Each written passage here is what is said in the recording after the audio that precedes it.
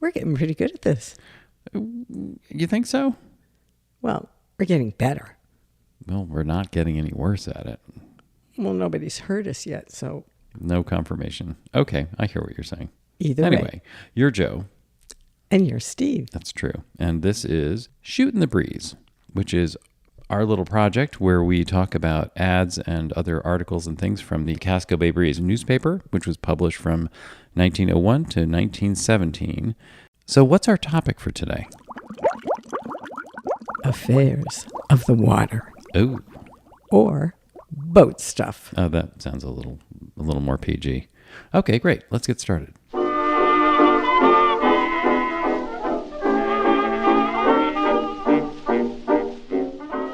This first editorial is brought to you by Yacht Aphrodite, Captain Forrest E. Currit, Hamilton's Landing, Chesapeake Island. 33-foot slough, it says, but I'm sure it means sloop. Safe and comfortable, toilet below, accommodates 25 to 30. Can be engaged for sailing parties by the day, fishing parties, 6 or over, $1 each, and the bait is furnished. Moonlight sails to any island. Leave orders with your clerk at your hotel, or at Hamilton's Landing, or at the residence, North Road. Okay, take it away. The Fall of a Noble Sport, 1914.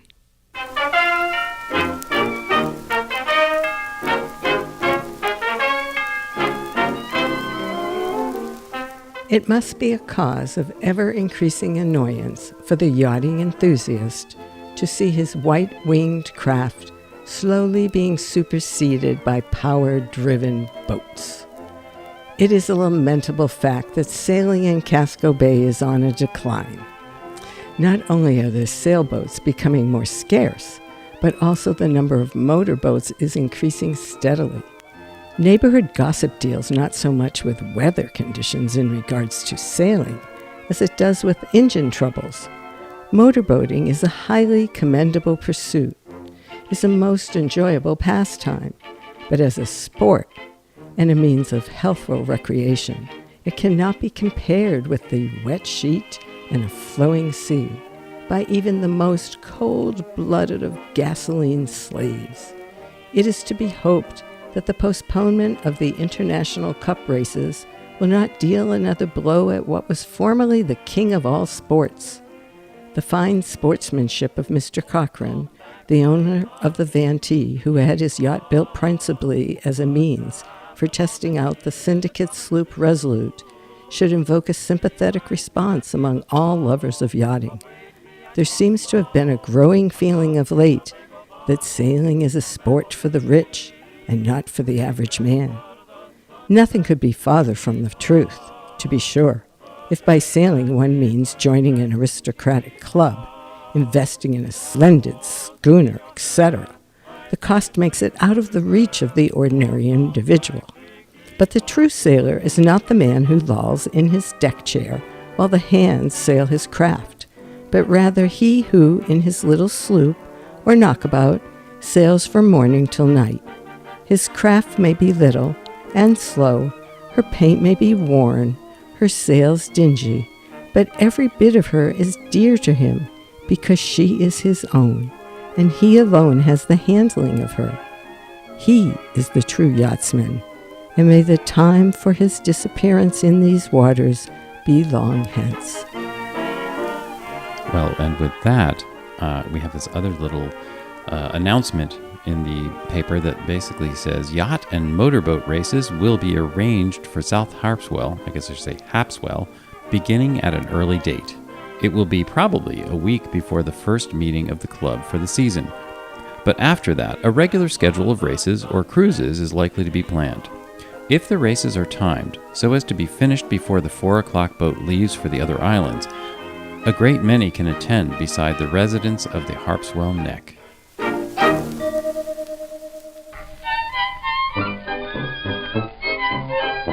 This next article is brought to you by Peaks Island House. Ralph E. Rowe is the manager. Peaks Island, Casco Bay, Maine. Famous for years for its unequaled location, liberal management, and fine shore dinners. Everything modern, electric lights, steam heat, private dining room, etc. accommodates 500. Rates, booklets, and floor plans on application. Okay, take it away.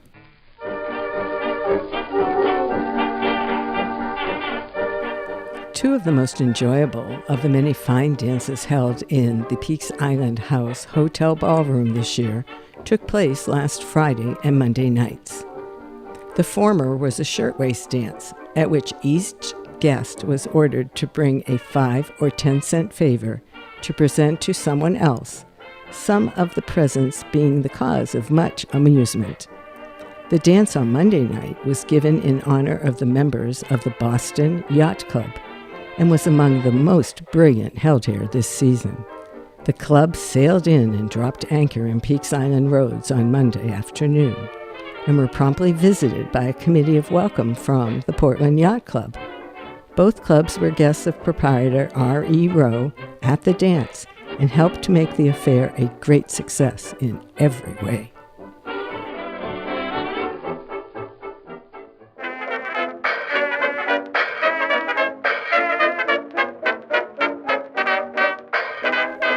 Well, sticking with the theme of the Portland Yacht Club, there is this one.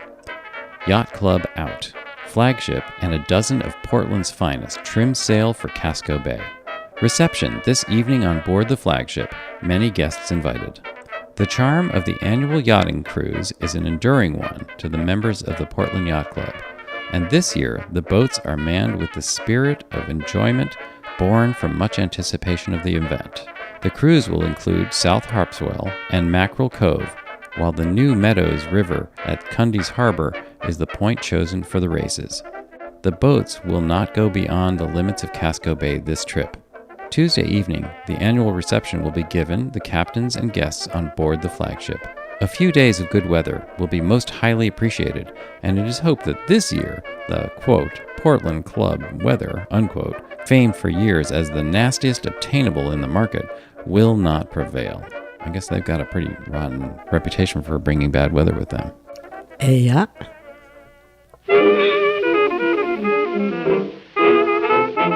Well, it looks like it's time for another ad. What have you got over there? Well, it's from 1913 from the J.R. Libby Company. It is now a Bureau of Information. Sounds good. For the convenience of the summer visitor to the J.R. Libby Company department store, whose time is limited, every employee has been constituted as a Bureau of Information. They have been posted and trained to answer questions as to timetables, points of interest, etc. If you want to know about anything, anywhere in or around Portland and vicinity, ask the nearest clerk.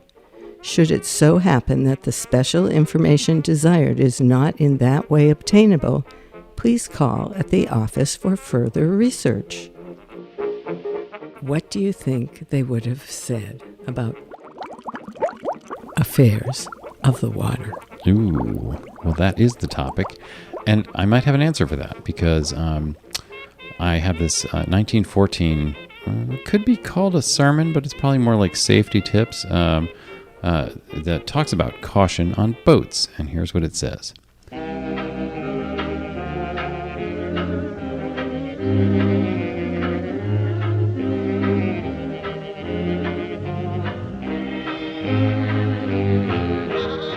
Every year at the seaside, one hears from time to time of accidents, many of them fatal, which are unnecessary and caused by not taking sufficient precautions. If one looks over the list of casualties along the Maine coast that have been resulted from ignorance or lack of forethought, the roster reaches surprising length. One of the most enjoyable and pleasant summer pastimes is that of sailing or motoring parties, and nothing more harmless or free from danger could be imagined if proper care is taken. Unfortunately, parties often go out composed of people who know nothing about a boat, or worse still, just enough to think they know it all. Many of these have never been touched by an accident, but that they have not is a matter of pure luck. In our opinion, it would not be a bad idea to state here a few simple rules for the use of inexperienced sailors. First of all, don't overcrowd your boat. In a sailboat particularly, this is a source of much danger. because a certain amount of room is necessary for the proper handling of the craft. Second, for motorboats especially, be sure that you have an anchor and more than sufficient road line. Several times, a motorboat has broken down and drifted out to sea because of the absence of an anchor or because the hawser was not long enough to reach the bottom. Third, look out for thunder squalls. These are liable to come up at any time, but can almost always be seen in time to run into shelter if you are on the lookout. If, however, you are caught out in a sailboat, don't take a chance on its only being rain, but reef your sails and have everything snug when it hits you. Fourth, beware of the treacherous fog. It is liable to sneak in on you almost before you know it at any time. If you see it coming and haven't time to make into harbor, get a line on the place you're heading for so that you can steer by compass. Fifth, if you're on a motorboat or auxiliary sailboat, be careful how and where you smoke or light matches. Although gasoline seems right hard to ignite in the engine sometimes, it always jumps at a chance to go off when not in the proper place. The explosion last week at Bailey's Island is a good example of the dangers of fooling around with matches and gasoline. It's a bad combination. There are many other rules for the use on board boats, and it would take too much space to recapitulate them here. We think, however, that these we have mentioned are among the chief ones, and if you keep them in mind, you'll be all right. All right, well, it's good to know that we all know how to be safe on the water now that we've had our extensive, list of safety tips. And I guess it's probably time for us to do the Casco Bay Breeze recipe. Perhaps something that could be made aboard ship. What have we got going here today? Well, it's hot chicken salad.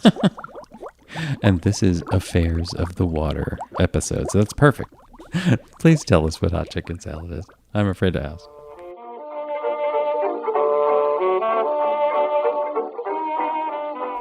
One tablespoonful of butter and melt. Add 1 tablespoonful of flour mixed with a pinch of salt, a little pepper, cayenne, and if liked, celery salt, or for a change, a few drops of onion juice. Use about a cup of milk to make a cream. Stir in a beaten egg, then carefully a cup of chopped chicken meat. Don't stir much after adding the meat. Veal is good instead of chicken, and lamb can be used, but cut it into little dices instead of chopping it. Serve on toast with fried potatoes. Enjoy.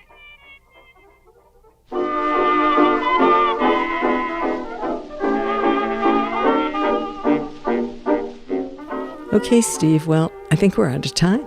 Yeah, I guess that's about right. Anything else that you want to add before we head for home? Well, I think the Casco Bay Breeze had what can only be considered public service announcements. So I think this is an interesting one, and then we'll leave everybody on this. From Cousins Island, it says, "The cottages at this beautiful summer resort are fast filling with people, and it is expected that within a very short period of time, they will be full. It seems as though there are a large number of young ladies on this island, but very few young men. As the season advances, it is hoped that more of the stronger sex will come and relieve the situation."